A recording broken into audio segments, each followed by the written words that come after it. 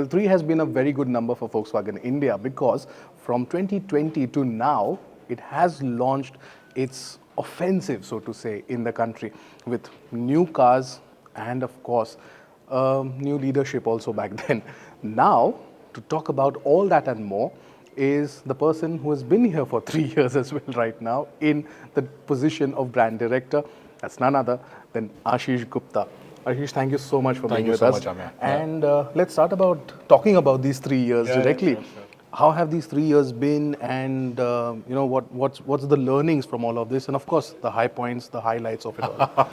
I think, now that you mention it, I also realized that it's been 3 years, and sometimes it ends up both ways. Sometimes you feel 3 years is a long time, and sometimes you have this feeling that I've not had enough time. Yeah, so it's been mixed feelings. I think, as you said, it's been action-filled last 3 years with new product launches. With all the hullabaloo about how do you position your brand? And COVID. COVID, then the semiconductor issues, Yeah. God knows what all, the geopolitical crisis. So whatever challenges you could imagine or you couldn't even imagine have happened in these 3 years. But what gives me a lot of pride and I think a lot of happiness is that we've been able to navigate these challenges. It has meant adapting our plans, being flexible, being agile, taking fast decisions. And these are the kind of challenges that actually help you to grow. Yeah. Right. So that's how I see the last 3 years. Of course, the big news has been the 3 big launches. But more than that, I think the big achievement that we did was in transforming the brand, and that was not as glamorous as the launches itself. Yeah. Right. That's a lot of hard work. That's a lot of preparation. That's a lot of planning. That's a lot of I would say synergy between planning and execution. Okay. So that's what gives me more happiness that whatever we planned, we could execute to a large extent. Okay. Just to highlight, maybe we were moving into new segments coming from the Polo and Vento. The brand had also lost some of its sheen in the intervening years. So bringing that sheen back, bringing new energy into the brand, whether it is through your visual changes in your dealerships or through your communication or the new product lineup that you had. So that was a big task, which I think we did sufficiently well. Of course, it's never ending. You have to continuously work on it. But yeah, that's something which I'm really, really happy about.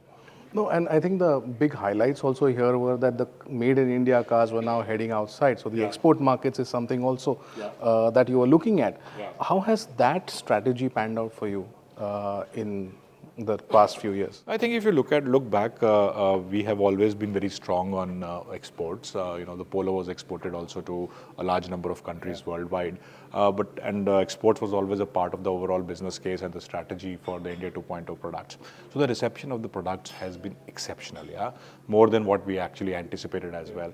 The Taigun is doing pretty well in Mexico. The Virtus is a runaway success in Mexico and South Africa. In fact, when I attend global conferences, I'm getting so many requests from markets to get these cars into those countries. Of course, you have to work through each country's regulations and everything. But the reception has been really, really positive. Yeah, and talking about both of them, both the Taigun and the Virtus, they have got a 5-star rating from Global NCAP. Yes. That's a big feather in the cap, especially when they are made in India, and that's a big feather in the cap for you as well. Yeah. What about other technologies, other safety technologies? Your competitors are now heading in that direction. ADAS is one thing that is looked at in a big way. Sure. Do you see Volkswagen India going? No, of course. There's no doubt that you have to keep abreast with where the market is moving to and where the competition is moving to. ADAS is a misunderstood technology. There are various ways in which ADAS can be interpreted, whether it is the global definition of ADAS or how do you want to adapt the global definition of ADAS into India.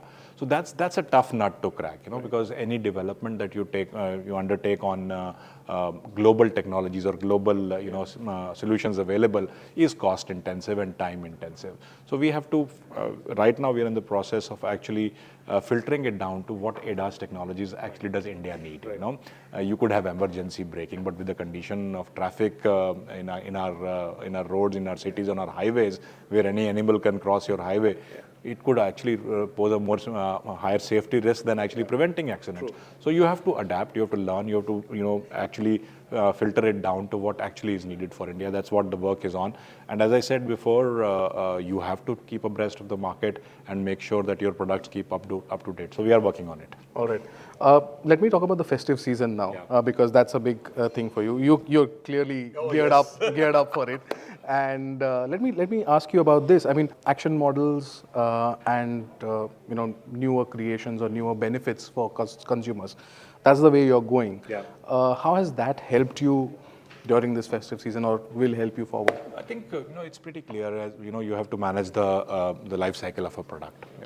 And with the kind of competition that there is in the market and the kind of offerings or features upgradation that are happening all around us and which customers also want, you have to bring newness into your product offering, even if it is itself new. Though for example, the Taigun is only 2 years into the market. Yeah, exactly. The Virtus is only 1 year. But this also gives you a sense of how the market is progressing fast. Right. So you have to continuously bring in newness, something to excite the market, something to talk about, and that's been our plan.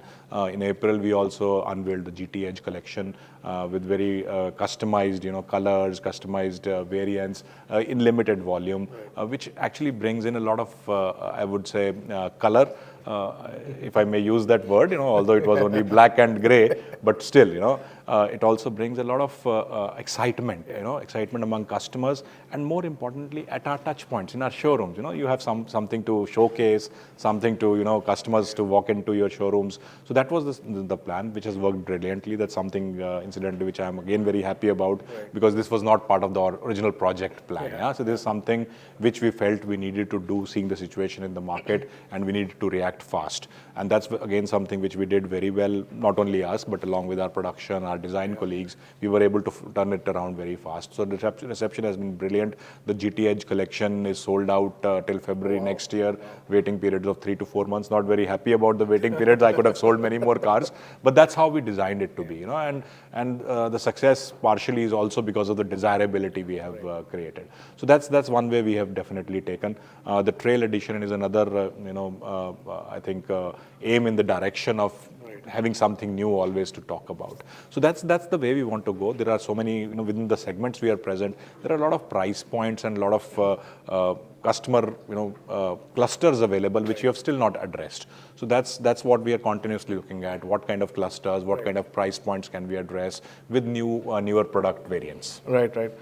One thing I wanted to touch upon is the Virtus. I think when it entered the market, it significantly it brought in a massive change to that very dormant sedan segment.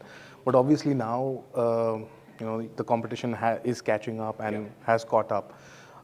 How do you see that panning out? I mean, do you see the Virtus bringing you the same amount of numbers that it would earlier? I think we have not reached the potential of the Virtus. Frankly speaking, the demand still outstrips supply to a large extent. The demand for the GT variant, is maybe double of what we are able to supply right now. So that's something which is an opportunity available for us. If you look at it, the Virtus has been averaging around 1,800, 1,900 cars. I definitely see a potential of reaching up to 2,500, 2,600 in this small segment, and be the segment leader. That's the aspiration we got to have. We may or may not reach it, but that's the kind of aspiration we need to have, because we are very close. We are already garnering around a 20% segment share in the Virtus segment, which is good. We are already number 2. And if the supplies were better, I'm sure we would have actually done much better. So that's something which we will try to fix in the coming year to make sure that that supply meets the demand that is out there. But is the supply, I mean, is there an improvement from, say, 6 months ago? Is there a significant improvement? I think, it's been patchy, different reasons. In Q2, we had some shortages of some control units globally. which also affected us in India. Then this quarter we have had some supply constraints and supply, I would say, disruptions in our DSG supplies globally, not only in India, which has affected us. So this has been one bugbear, for a constant complaint from my dealers, from my customers, that they are waiting for a long time, and definitely this is something which we want to fix. Sometimes these things are not in your control. If something is happening at a global scale and is disrupting supply chains, you have to live with it. You have to maybe overcome by being flexible, trying to get more of the other variants into the market. That's what we are doing. The supply, to be honest, is not so bad, but looking at the demand, ye dil mange more. That's true. And may the demand increase Yes, in the definitely. future to come. Let me touch upon one last point, that is the future that we are looking at. Obviously, because of what you have been doing here, Wolfsburg has been taking notice of what's happening here. Electrics, that's going to be your big play next. How will that pan out? What's the year? I mean, how many years are you thinking about? And See, I think, if we talk about the future can be as close as tomorrow also, yeah. So I think from my point of view, it's very important to stay grounded and to stay focused on the immediate future, first of all. Because the long-term strategy, of course, we have a long-term strategy available and we are working on it. But for me, the next one or couple of years are very, very, very important.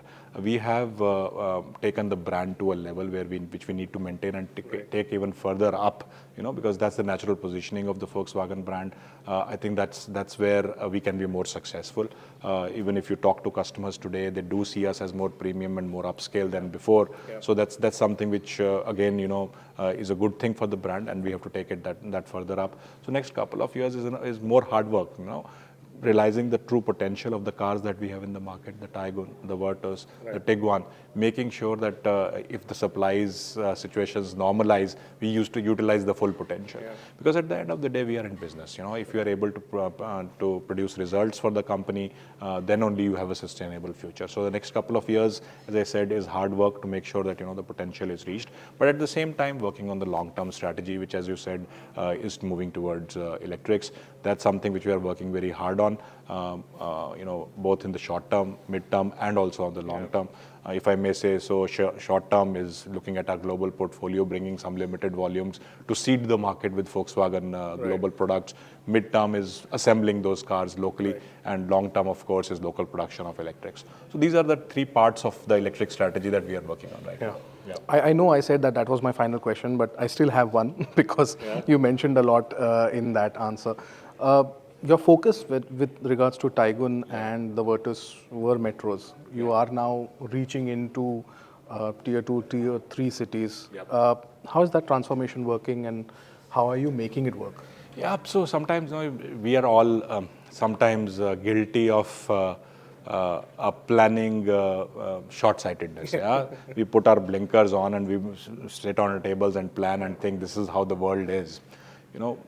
I would be honest and say maybe 2020, 2021, when we were planning our network, we had those blinders on that the demand is going to happen in only A, B, C, D cities.